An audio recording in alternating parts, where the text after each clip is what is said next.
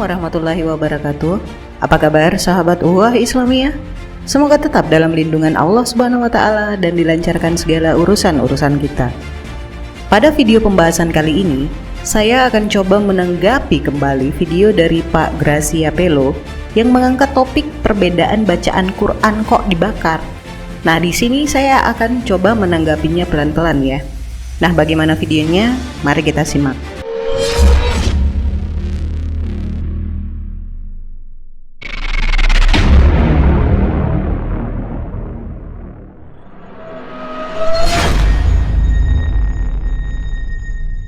Saya tidak tahu berapa jumlah total yang pasti dari Quran yang dimusnahkan, yang disirnakan, yang dibakar, yang dilenyapkan di zaman Utsman. Saya tidak tahu. Karena memang tidak ada catatan tentang jumlahnya. Tapi saya cuma menduga kemungkinan lembaran-lembaran, mushaf-mushaf yang disapu bersih, dimusnahkan, disirnakan, dirobek-robek, dibakar di zaman Utsman itu ribuan. Karena Utsman tidak memimpin satu kecamatan, dia tidak memimpin satu provinsi, dia bukan memimpin satu kota. Wilayah Utsman itu satu imperium, satu kekaisaran, satu kekhalifahan. Mulai dari Afrika Utara, Mesir, Palestina, Yordania, Arab Saudi, Yaman, Qatar, Bahrain, Iran, Irak, sampai Azerbaijan. Satu kekaisaran. Saya duga itu sangat banyak. Permasalahannya, kenapa harus dibakar? Saya merasa aneh, orang Muslim membakari, menyobek-nyobek Qur'annya di zaman Utsman dianggap hal yang biasa. Bagi saya itu aneh. Kedua, kalau alasannya pembakaran itu hanya untuk penyeragaman bacaan, hanya karena ada perbedaan bacaan, ini lebih aneh lagi. Seperti yang saya pernah sampaikan di dalam episode yang lalu, kalau perbedaan bacaan itu hurufnya harus sama. Hanya karena di saat itu belum ada titik konsonan, titik pembeda konsonan, maka orang bisa membacanya keliru-keliru. Tak T dibaca B, B dibaca N dibaca Y, tak dibaca ba, nun. Ini kan hurufnya sama semua. Kalau perbedaan bacaan, Quran di Madinah, hurufnya, tulisannya, itu mutlak sama 100% dengan Quran yang ada di Mekah. Huruf Quran yang ada di Mekah harus mutlak sama persis dengan Quran yang ada di Mesir. Sama dengan di Syam, Syria, sama dengan yang di Irak. Hanya orang bisa kebalik, membaca tak dengan ya, membaca ba dengan nun. Tapi tulisannya semua harus sama. Ini yang namanya perbedaan bacaan. Perbedaan bacaan menunjukkan bahwa versi-versi Quran yang ada, mushaf-mushaf yang ada, tulisannya harus sama seperti di fotokopi. Karena tidak ada titik-titik pembeda konsonan, orang bisa keliru membaca. Nah, kalau sudah sama seperti di fotokopi, hurufnya sama persis, sama detailnya sama, hanya salah baca. Orang yang sini bacanya ya, sini bacanya tak, sini bacanya ba, ini bacanya nun. Yang salah kan yang baca, mulutnya yang baca yang keliru. Lah untuk apa Quran-Quran yang sudah sama 100% tulisannya disobek-sobek, dibakar, dimusnahkan, disirnakan? Untuk apa? Ini saya duga, ini dugaan. Perbedaan yang ada itu tidak sesederhana perbedaan hanya sekedar perbedaan bacaan. Kalau beda bacaan, sekali lagi kalau beda bacaan, teksnya harus sama persis antara negara, antar kota, antar provinsi harus sama semua. Hanya yang baca bisa keliru-keliru. Nah, kalau sudah sama seperti di fotokopi, kenapa Qurannya dirampas, disobek-sobek, dibakar? Quran yang lain diambil, disobek-sobek, dibakar. Terus Qurannya Utsman yang sama dengan Quran-Quran yang sudah dibakar ini disalin, digandakan, terus dibagi-bagikan ke orang-orang yang tadi diambili. Kamu kemarin Quranmu saya sobek kan, saya hancurkan kan, saya bakar kan? Nih, saya salin, saya kasihkan ke kamu. Ya orang kan jadi aneh. Yang kamu bakar itu sama dengan yang kamu tulis, hanya bacaannya beda. Lah kenapa ini yang sama dengan yang ini tulisannya, kamu sampai kamu bakarin? Ini kadang-kadang sesuatu yang menggelikan.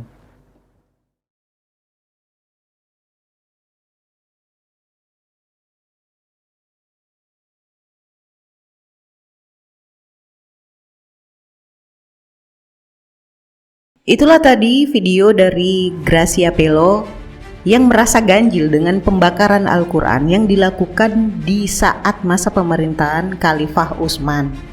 Nah, mari kita telusuri dulu sejarahnya. Ketika di zaman Utsman bin Affan radhiyallahu an, saat beliau menjadi khalifah, terjadi perselisihan di kalangan sahabat seputar qiraat Al-Quran. Seorang qari berbeda dengan qari yang lain, sehingga di setiap wilayah mengambil bacaan Al-Quran sesuai utusan qari yang ada di wilayahnya. Setiap dari mereka mengaku bersanad hingga ke Rasulullah Shallallahu Alaihi Wasallam. Pada saat perang Irminia dan perang Azerbaijan, Hudzaifah ibnul Yaman yang saat itu ikut dalam dua perang tersebut melihat perbedaan yang sangat banyak pada wajah qiraah beberapa sahabat. Sebagiannya bercampur dengan bacaan yang salah.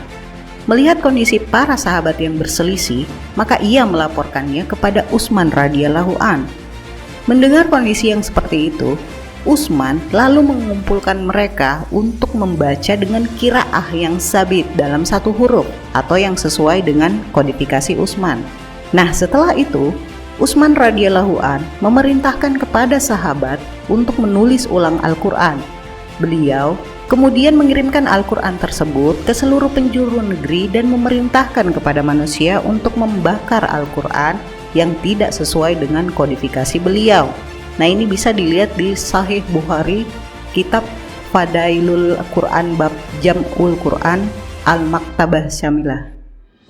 Nah, perlu diketahui sebelumnya bahwa mushaf-mushaf yang diperintahkan untuk dibakar oleh Utsman saat itu bercampur dengan ayat-ayat yang telah mansukh atau ditiadakan.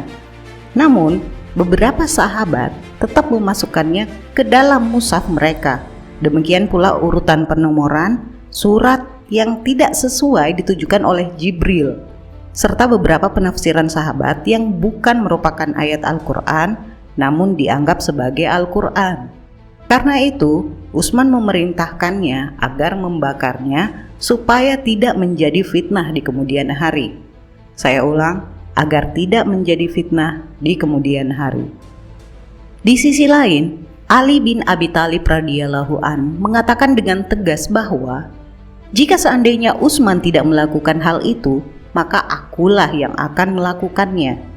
Mus'ab ibnu Sa'ad berkata, "Aku mendapati banyak manusia ketika Utsman membakar Al-Quran dan aku terheran dengan mereka."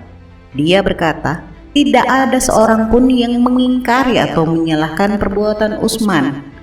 Nah, ini bisa dilihat di Masasif 178.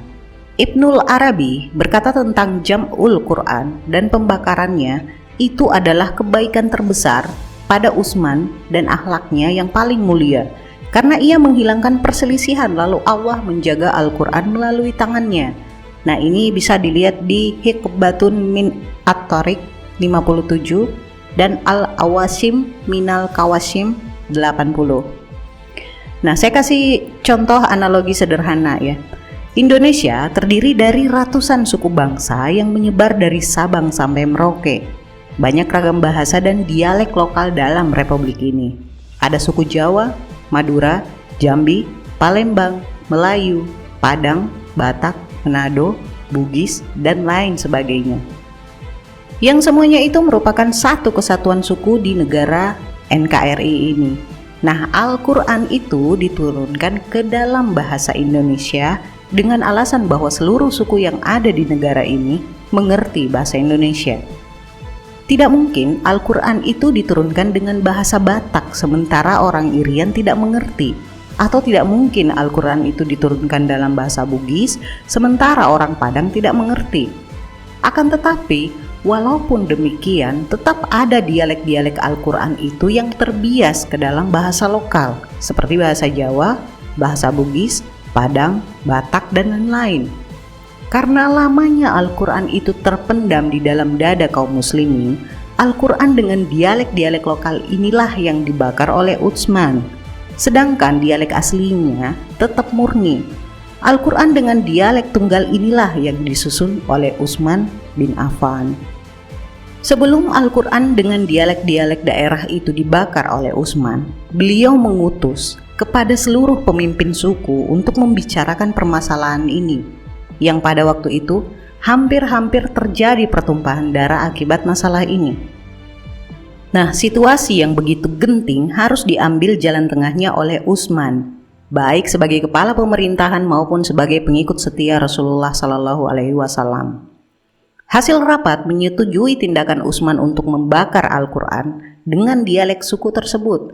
Tidak ada yang tidak menyetujui tindakan Utsman ini, sebab mereka di antara tokoh-tokoh suku tersebut juga mengerti bahasa Quraisy, yaitu bahasa Al-Quran, dan mereka juga mengerti dan tahu bahwa Al-Quran itu diturunkan dalam bahasa nenek moyang mereka, yaitu bahasa Quraisy. Jadi bahasa Quraisy itu adalah bahasa Indonesianya orang Arab. Seluruh orang Arab mengerti bahasa Quraisy. Jadi, selain bahasa Quraisy sebagai bahasa induk, inilah yang dibakar oleh Utsman bin Affan untuk memurnikan Al-Quran. Jadi tidak benar Al-Quran itu diubah dan dibakar oleh Utsman. Paham ya? Jadi masalah titik koma akan dapat menimbulkan masalah serius dalam tulisan Arab, dan masalah itu hanya salah satunya. Seharusnya Pak Gracia harus lebih rajin menggali lebih dalam permasalahan ini dengan fakta sejarah dan nalar yang lurus. Dan lagi-lagi Pak Gracia seperti nabok diri sendiri ya, dan apa yang menjadi keyakinannya. Kenapa kok dibakar? Kok nggak disimpan aja? Akalnya jangan macet Pak, bisakah membakar Al-Quran dalam satu wilayah imperium? Saya tantang Anda untuk temukan saja manuskrip Al-Quran yang dianggap lolos dari pembakaran. Lalu cross-check, itu pun kalau ada. Apa ada perbedaan dengan Al-Quran saat ini? Tetapi jika Allah menginginkan Al-Quran murni, insya Allah kesia-siaan bagi salibis membuat hujah terhadap kemurnian Al-Quran. Masa di zaman Yesus aja ketemu, padahal cuman gedenya Israel nggak seberapa. Lah ini satu imperium. Dan bertaut 1400 tahun saja kok nggak bisa menemukan. Coba dibayangin kalau Al-Quran itu nggak dibakar. Mungkin nasibnya sekarang sama seperti kitab sebelah. Sudah banyak terdapat kontradiksi dalam hal saksi, jumlah, kondisi, perkataan, dan lain sebagainya. Harusnya yang perlu Anda teliti dan pelototin itu kitab Anda sendiri. Coba Pak Gracia lebih fokus, salah satunya soal koma Johannem. Apa itu koma Johannem? Koma Johannem adalah sebutan untuk suatu anak kalimat. Nah, dalam bahasa Latinnya koma, dalam bahasa Inggris disebut clause. Dalam surat 1 Yohanes pasal 5 yang menjadi bahan perdebatan panjang dalam studi Alkitab Kristen, terutama bagian Perjanjian Baru, karena dipertanyakan keasliannya.